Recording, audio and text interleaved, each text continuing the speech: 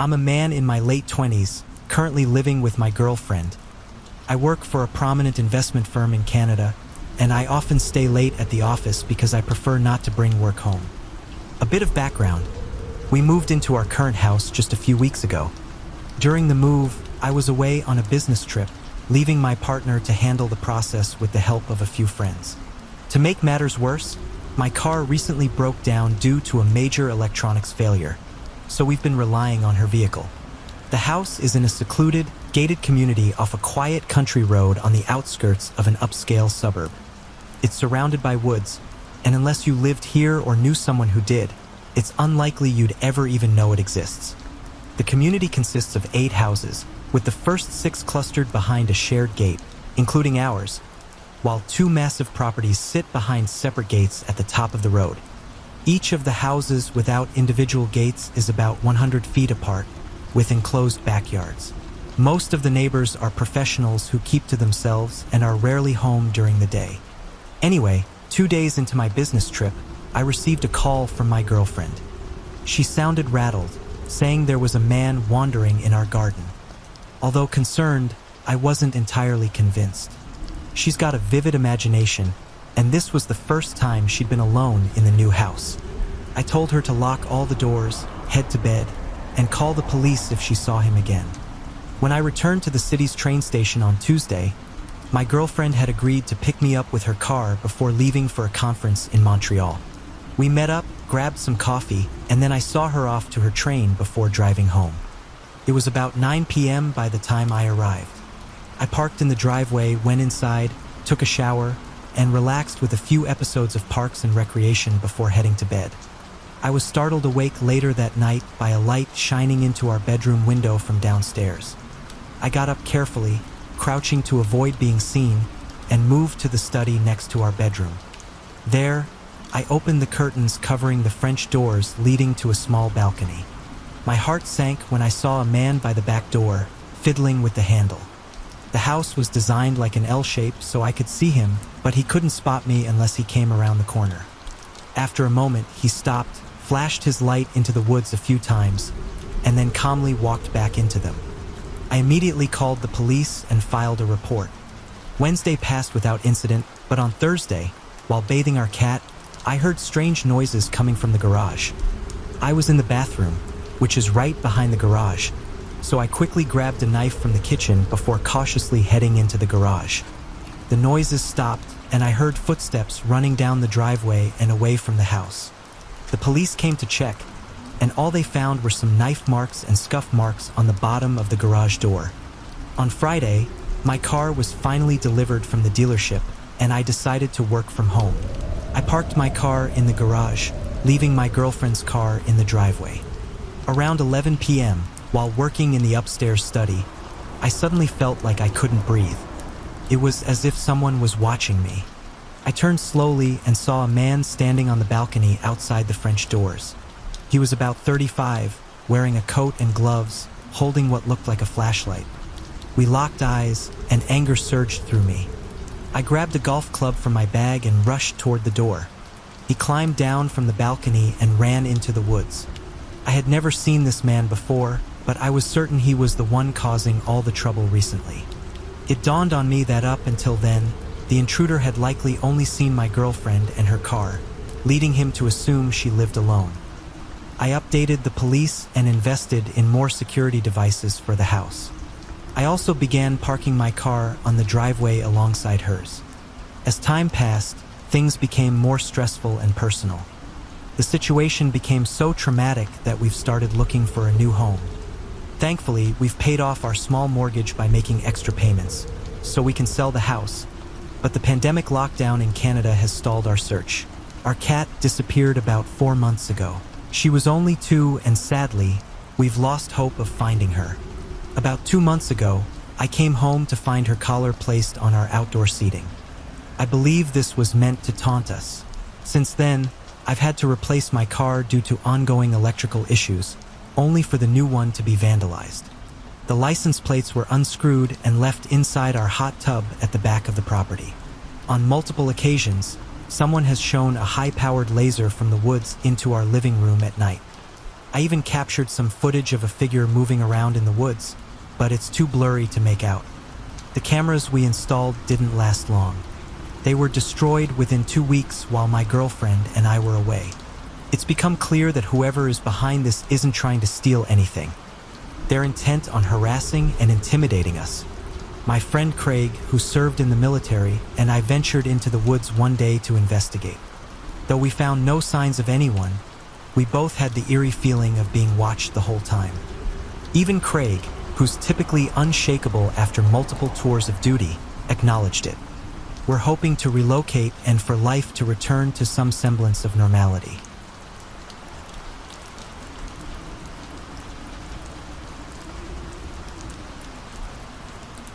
I was reminded of him just last week.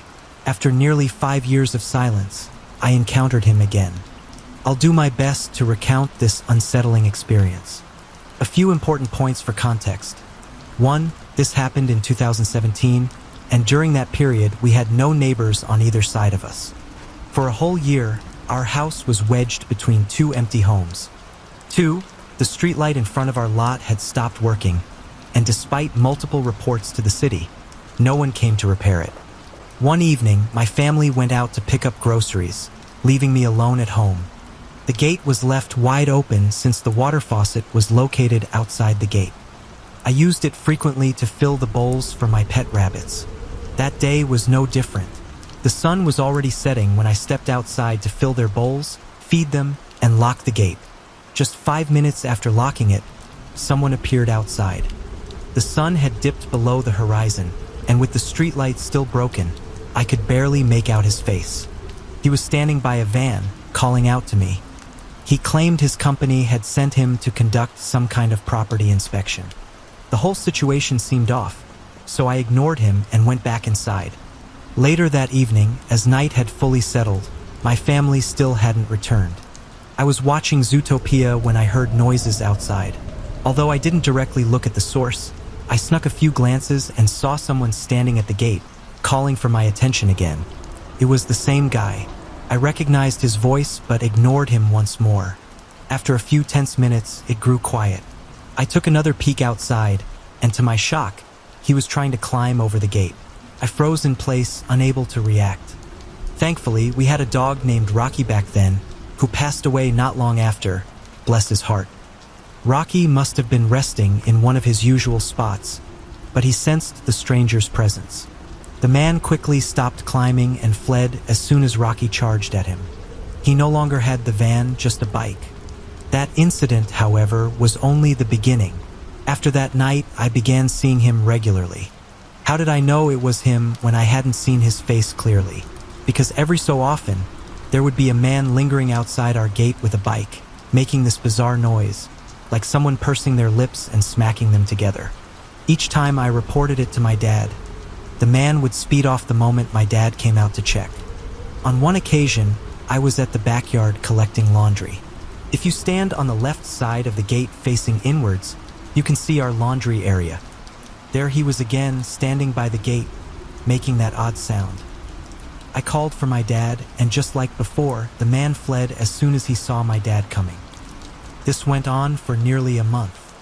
While the man never directly threatened me, his presence was enough to make me feel uneasy, so much so that I avoided going outside at night, even for simple tasks. But things escalated.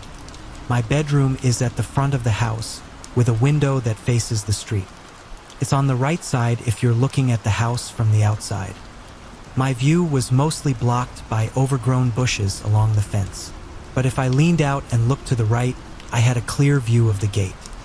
One night, while I was working at my desk, the window opened to let in the evening breeze. I was suddenly gripped by a sense of dread. It felt as though I was no longer safe in my own room, as if someone was watching me. I looked out, straining to see in the dark, and there he was, hidden among the bushes clinging to the fence. I couldn't see his face, but I could feel him looking at me. Then he made that disturbing lip-smacking sound again. I didn't wait a second longer. I ran out of the room, called my dad, but by the time he checked, the man was gone, just like every other time. My dad and sister sometimes thought I was imagining things, because they never saw him when they checked. But I knew he was real, and it was the same person every time. For 2 months, he returned regularly, making those eerie noises before riding away whenever someone came outside. And then, without warning, he stopped. I didn't see or hear him again until last week. Once again, I was home alone. My sister was working late, and my dad had gone to pick up my brother from his shift. I was in the living room, watching TV, when I heard that familiar lip-smacking sound. Our streetlight was still broken, and although we had installed some lights along the fence, they didn't fully illuminate the area. He was out there again, lurking in the dark. This time, however, I heard him giggle. It wasn't a cheerful laugh. It sounded malicious. I tried my best to ignore him, but the noises continued. Our new dog, Max, who we rescued over a year ago, must have heard the commotion too. The stranger didn't stick around long once Max came charging out. He rode away yet again. 5 years ago, this man's presence had terrified me so much that I couldn't go outside alone at night. For a while, I couldn't sleep without checking every corner of the house, and sometimes I even slept with the lights on. Even though he never physically harmed me, the psychological games he played left me feeling unsafe in my own home. Just as I had finally started to forget about him, he returned. Worse still, I've never seen his face, but I'm certain he's seen mine. I hope I never have to meet him face to face because the fear he brings is more than enough.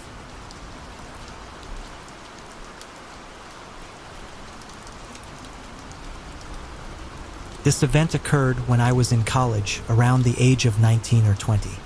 While some details are a little hazy since it's been over a decade, I'll try to recount it as accurately as I can. It's worth mentioning that I have always looked significantly younger than my actual age. On one occasion, when I was 20 and at the bank, someone even asked if I was lost and searching for my mom. So at the time of this story, anyone passing me on the street probably thought I was in my early teens or even younger. Additionally, I'm quite small, which likely made me appear like an easy target and someone who wouldn't be able to defend themselves effectively. It was a typical afternoon, and I had come home from college for the weekend. I was on my way back from picking up my car, which had just been repaired. Out of nowhere, it started making a loud grinding noise. The car was very old, and problems like these were frequent. I pulled into the nearest shopping center parking lot and called my parents for advice on whether I should return the car to the shop or get a tow, as I knew next to nothing about cars. My mom said she'd meet me there so we could figure it out. Unfortunately, my phone died shortly after the call. As I waited in the parking lot, a man pulled over on the street in front of me, rolled down his window, and asked for directions. I did my best to help him, but instead of driving off, he parked and got out of his car. It struck me as odd, but like many people, I was conditioned to be polite and helpful, so I brushed off the slight unease I felt. It was the middle of the day, in front of a busy shopping center with cars frequently driving by. It didn't feel dangerous. The man engaged me in what seemed like casual conversation. He introduced himself and asked for my name, which I provided. He inquired about my studies, and I told him I was an art student. Afterward, he asked where I studied and my age. Then he asked about my astrological sign. Since my mom is into astrology, the question didn't seem strange at all. She often asks people for their birth date and time to offer to do their charts. I told him my sign, and he enthusiastically responded that his was the same, sharing his birthday and asking for mine. Not thinking much of it, I told him. As the conversation progressed and I started to feel a bit more at ease, he mentioned that he was a sculptor. He suggested that since I was interested in art, I should visit his house to check out his sculptures. Immediately, the discomfort I had earlier tried to ignore grew much stronger. Despite being young and a bit naive, I knew it was never a good idea to get into a stranger's car, and I began to realize that, although he now knew my age, I looked far younger. The situation felt increasingly unsafe. He became more insistent that I join him in his car to visit his house. He even reached for my arm. At that point, everything became a blur. I quickly shouted that I had to leave and ran from my car into a nearby store. The store was small and I couldn't really hide, so I told the cashier about the man and asked if I could wait there until my mom arrived. The cashier reassured me that they would not allow the man into the store and that they and a coworker would watch over me. I also borrowed their phone to call my mom, as mine was dead. I nervously watched the man loitering near my car, afraid he might follow me inside. But as soon as he saw me on the phone, he got into his car and drove off. Unfortunately, that wasn't the end of it. The encounter left me deeply shaken. As I reflected on everything, I realized that through his questions, the man had managed to obtain my first name and exact birth date, as well as the school I attended, though thankfully it was a considerable distance from my hometown. A friend later demonstrated how someone could easily use that information to find out my full name, phone number, and even my home address. I felt foolish, as I had always been taught not to share personal details with strangers, yet I had unwittingly done just that. Weeks passed without incident, and I began to relax. I stopped thinking about the man and the encounter, and I gradually let my guard down. Then, one early morning, I received a call from a restricted number. There was heavy breathing on the other end, but no voice. I hung up. The next morning, the same thing happened, but this time a man spoke. He asked what I was doing, and when I responded that I was trying to sleep, he asked, "What are you wearing?" I immediately hung up. The calls continued, but each time I picked up, I warned him that I would call the police if he persisted. After a few more silent calls from a restricted number, they stopped altogether. I can't be sure if the calls were from the man I met in the parking lot, but the timing seemed too coincidental. For a long time after that, I lived in fear, and the memory of that encounter still haunts me today. It was one of the most frightening experiences I've had, and I'm thankful I didn't end up discovering what might have happened had I gone with him. I learned a harsh lesson that day about how easily people can manipulate a situation and extract personal information. Since then, I've been much more cautious about what I share with strangers.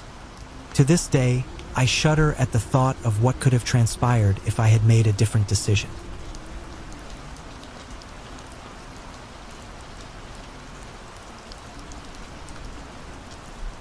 I'm a 25-year-old woman, and this unsettling experience happened last summer while I was heading to a local shop just a few blocks from where I live.